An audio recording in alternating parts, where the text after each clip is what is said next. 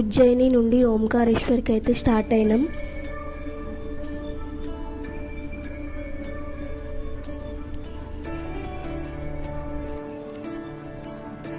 ఇలా ఒక ప్లేస్లో వంట చేసుకుందాం అనేసి ఆగాము.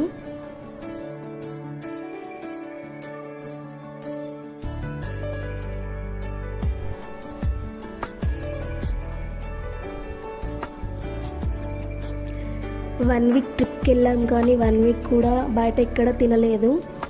మేమే వంట చేసుకొని తిన్నాం.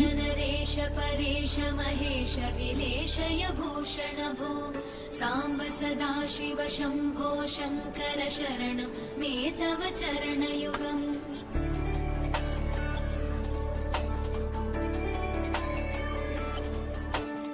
ఉమయా దివ్య సుమంగళ విగ్రహయా లింగిత వామాంగ విభో సాంబ సదా శివ శంభో శంకర శరణం మే తవ చరణయుగం. పూరీ కురు మామజ్ఞమనాథం దూరీ కురు మే దురితం. తిన్న తర్వాత ఓంకారేశ్వర్కి స్టార్ట్ అయ్యాం. శంకర శరణం మే తవ చరణయుగం. శివాయ నమో శివాయ నమః శివాయ నమో నమః శివాయ శివాయ నమో శివాయ నమః శివాయ నమః. ఓంకారేశ్వర్కి అయితే రీచ్ అయిపోయాం.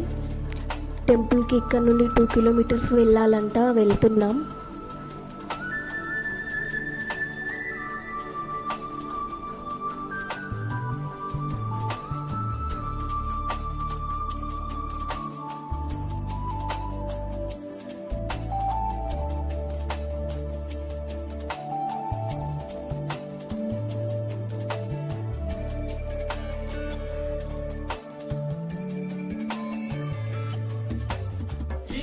ऋषिवरमानसहंस चराचर जनन स्थितिलय कारणभो साम्ब सदा शिव शंभो शंकर शरणं मे तव चरणयुगम्.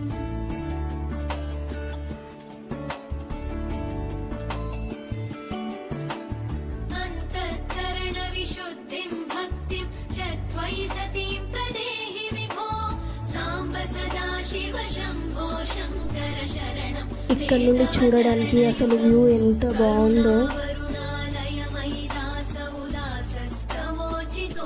దర్శనానికైతే క్యూలో స్టార్ట్ అయ్యాం.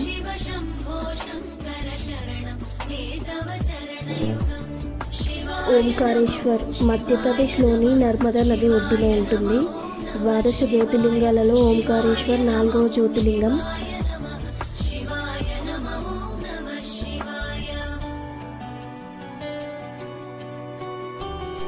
స్థల పురాణం ప్రకారం పూర్వం వింధ్య పర్వతుడి తపస్సుకు మెచ్చి శివుడు ప్రత్యక్షమవుతాడు.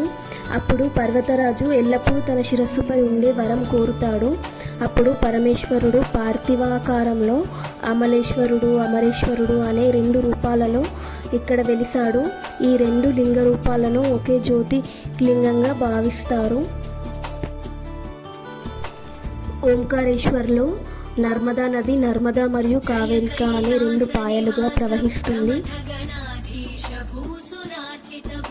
ఈ క్షేత్రాన్ని ఆకాశం నుండి చూస్తే ఓం ఆకారంలో కనిపిస్తుందంట.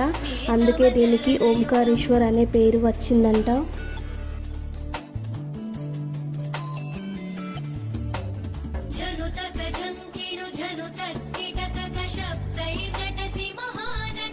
దర్శనం అయితే చాలా బాగా జరిగింది.